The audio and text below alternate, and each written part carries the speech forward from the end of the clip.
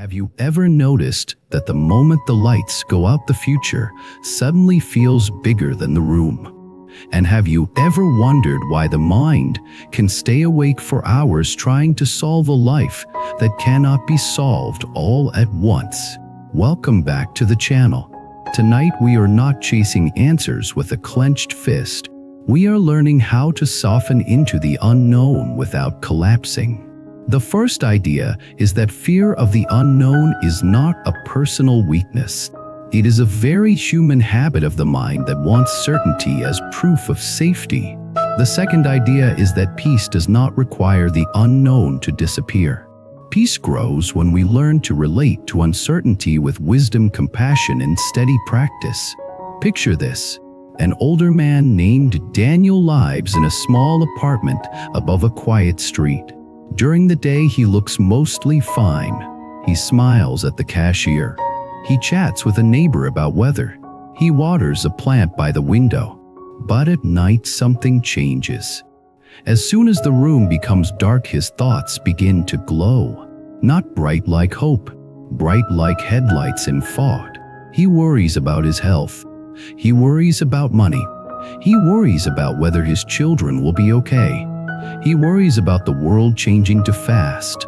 He worries about becoming a burden. Then he worries about worrying.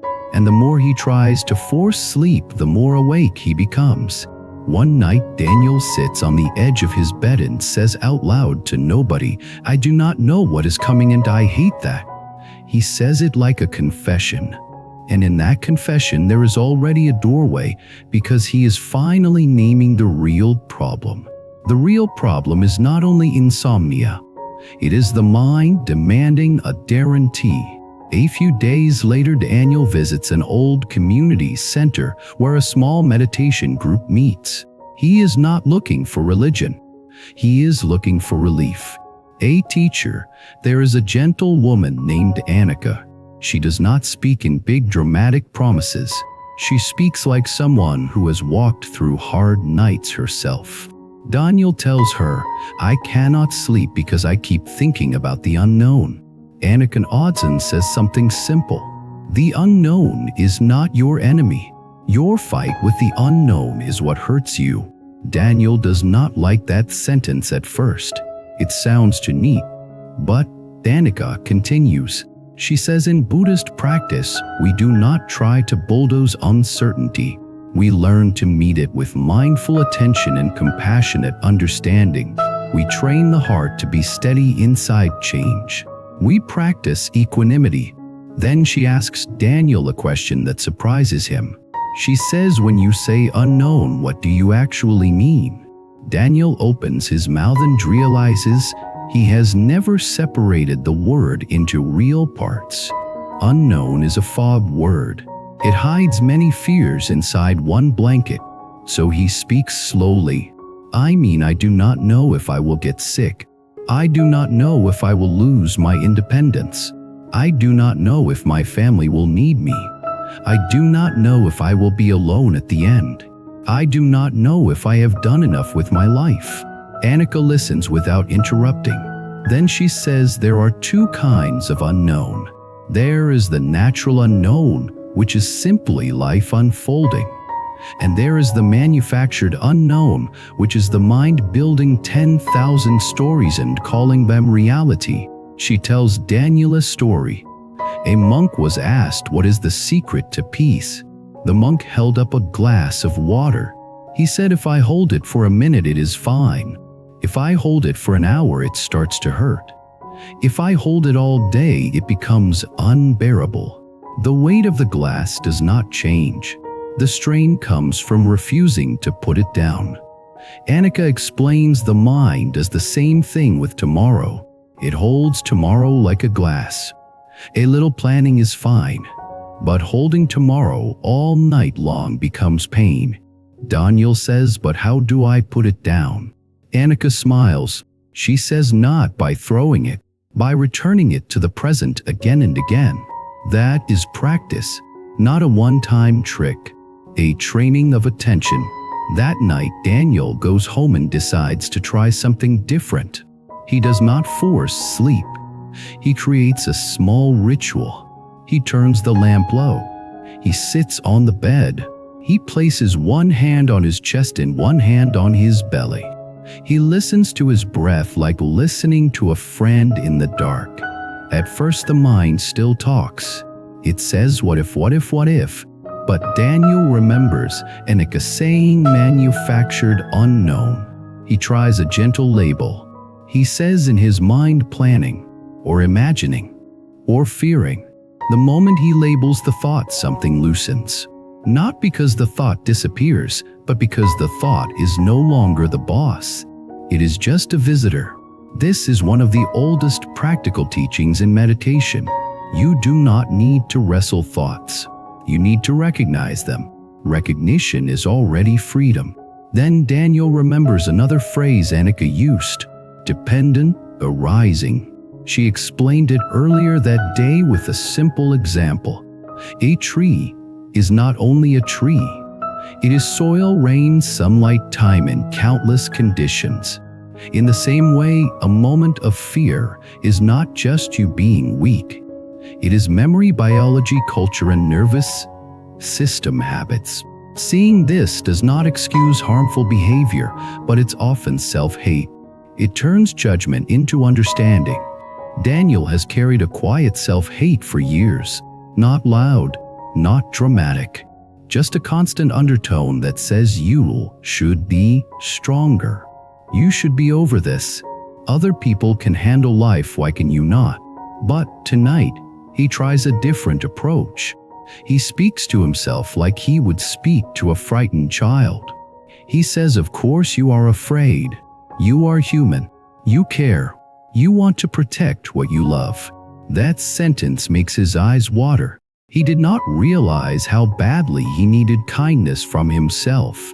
This is where Buddhist compassion begins, not as a sweet decoration on top of life, but as a deep medicine. When we meet fear with aggression, fear multiplies. When we meet fear with compassion, fear can finally exhale. Anika also taught him a teaching about impermanence.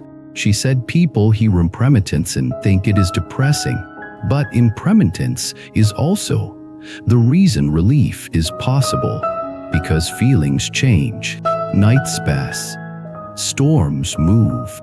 Even the hardest season is not permanent. Daniel lies down. His mind still presents images. A hospital room, ale-only hallway, a phone call with bad news. The mind thinks it is preparing him, but he sees now that it is only exhausting him. So he practices another teaching Anika offered. She called it returning to the body. The unknown lives in the future. The body lives now. Breath lives now. Sound lives now. Sensation lives now. He listens to the hum of the refrigerator. He feels the weight of the blanket.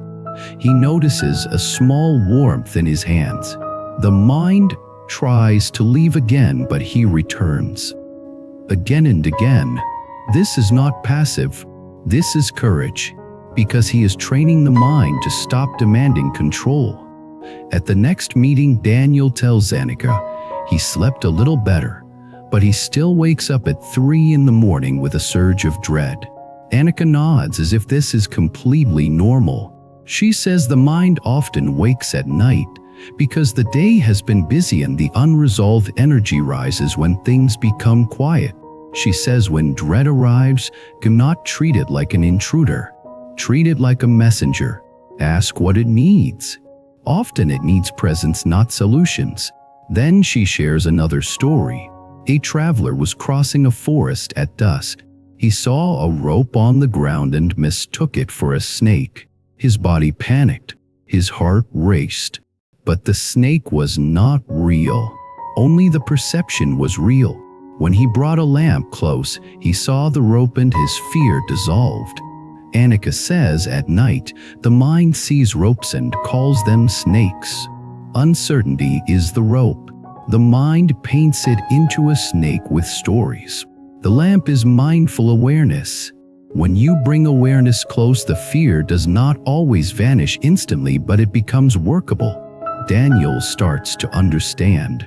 He cannot remove all unknown, but he can change how he meets it.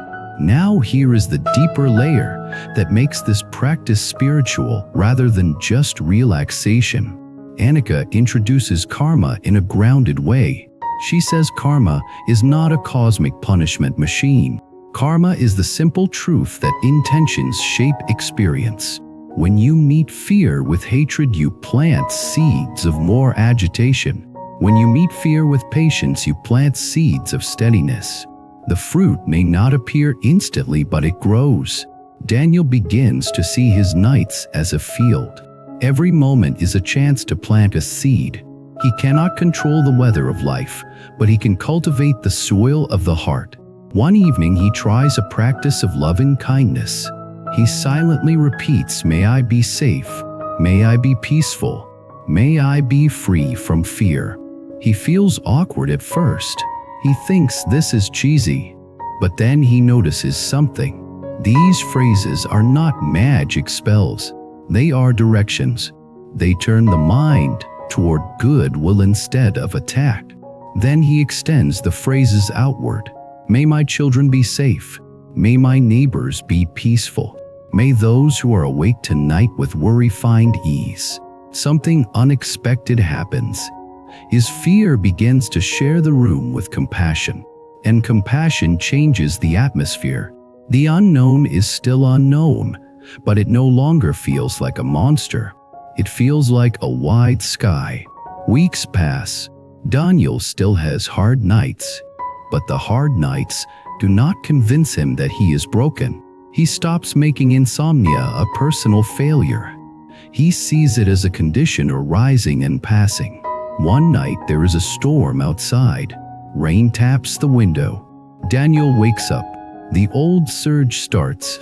Then he remembers a phrase Annika said that sounded simple but carried weight. She said, "Do not demand certainty. Practice sincerity." He lies still. He says to himself sincerely, "I do not know what tomorrow brings. I do know I am here now. I can breathe now. I can be kind now." He notices the mind trying to leap into the future, and he gently returns. He does this 100 times, not angrily, not desperately, patiently. This is what meditation really is. Not one perfect moment of silence, but 1,000 small returns. Each return is a tiny awakening. Each return is a tiny release from the trance of thought. Daniel begins to understand why monks often speak of the mind like a river. You do not order a river to stop. You learn to sit by it without falling in. As Daniel practices, he also starts to look at his life with more honesty. He realizes his fear of the unknown is connected to unfinished grief. He lost friends. He lost a sibling. He lost versions of himself. He never fully mourned. He kept moving. He thought grief was weakness. In Buddhist wisdom, avoiding grief does not make it disappear. It turns into tension and restlessness. It turns into that 3 in the morning dread. So Daniel begins a new practice. Before bed, he allows himself to remember one person he misses. He feels the ache for a few breaths. He does not dramatize it, but he does not push it away. He whispers, "Thank you for being in my life." This small ritual opens the heart. It teaches him that love and pain travel together. And that is not a mistake. That is the price in the beauty of tearing. Annika tells Daniel another teaching that helps him. She speaks about non-attachment. She says many people think non-attachment means not loving. But in Buddhism, non-attachment means loving without clinging. It means caring without trying to freeze life into permanent safety. Daniel realizes he has been clinging to an image of how things should be. Health should stay. People should stay. Control should stay. But everything changes. That is not cruelty. That is the nature of conditioned life. When he begins to accept this, his heart paradoxically becomes more grateful. Because if everything is impermanent, then every ordinary moment becomes precious. iPhone call with his son. I walk to the store. A warm shower. A quiet evening. Gratitude becomes another way to find peace in the unknown. Not a forced positivity. Recognition of what is present. Now let me tell you about another character in this story because many of you will relate to her. A woman named Ilana who is in her mid-70s. She looks strong from the outside. She handled family responsibilities for decades. She was the one who organized everything. But after her husband passed, she began to dread nighttime. She would sit in a chair and watch the clock because getting into bed felt like entering a battlefield.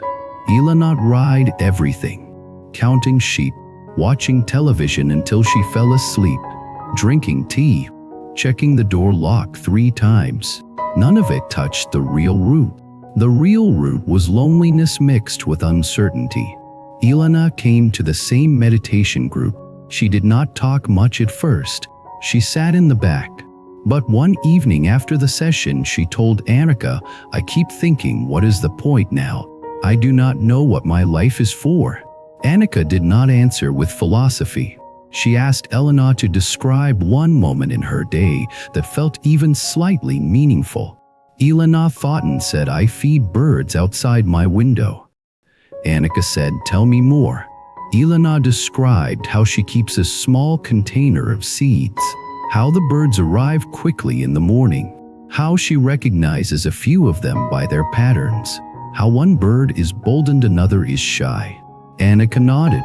She said, "You are practicing generosity and mindfulness every morning. You are practicing relationship with life. That is meaning. Meaning is not always a big project. Sometimes meaning is the way you meet a living moment with care." Elena began to cry. She said, "I thought my life had to be useful to matter." Annika smiled and said, "Being alone is already a responsibility. The question is how you inhabit it." Elena started the same bedtime practice as Daniel. She stopped trying to defeat the night. She learned to befriend it. She made her room a place of refuge rather than a place of war. She dimmed lights. She placed a hand on her heart. She offered loving kindness to herself. At first her mind still screamed, but she learned a crucial skill. She stopped arguing with the scream. She just stayed present. She also began to widen her compassion. When she woke at night, she imagined other people awake at the same hour. A young mother nursing a baby, a nurse on a late shift, a student stressed about exams, an older man worrying about his health. Elena would whisper, "May you all be held. May you all be safe." This transformed her loneliness into connection. The unknown was still there, but it became a shared sky, not a private prison. This is one of the most beautiful things about Buddhist practice. It turns isolation into belonging by reminding us that suffering is universal and compassion is also universal. Now I want to bring in a teaching that people often find difficult but incredibly freeing when understood correctly. Emptiness. Not emptiness as in nothing matters, but emptiness as in everything is fluid, not fixed. The self is not a hard permanent object. It is changing sensations, thoughts, memories, relationships. When you believe the self is fixed, then every threat feels like an attack on something solid. When you see the self as a flow, you become less terrified of change. You are still careful. You still love. But you do not grip life like a desperate fist. Daniel notices this shift slowly. He starts to see that the one who is afraid is not a single permanent Daniel. It is a momentary pattern of mind and body, a wave, and waves rise and fall. This does not erase responsibility. It deepens it, because if the mind is a pattern, then practice matters. Each night, he practices patience and he is reshaping the pattern. One night, Daniel has a dream. In the dream, he is walking through a foggy field. He cannot see far. He feels anxious. Then he hears a bell sound in the distance. He follows it slowly. The fog is still there, but the sound guides him. He wakes up and realizes that is what practice is. The fog of the unknown may remain, but the bell of mindfulness guides you step by step.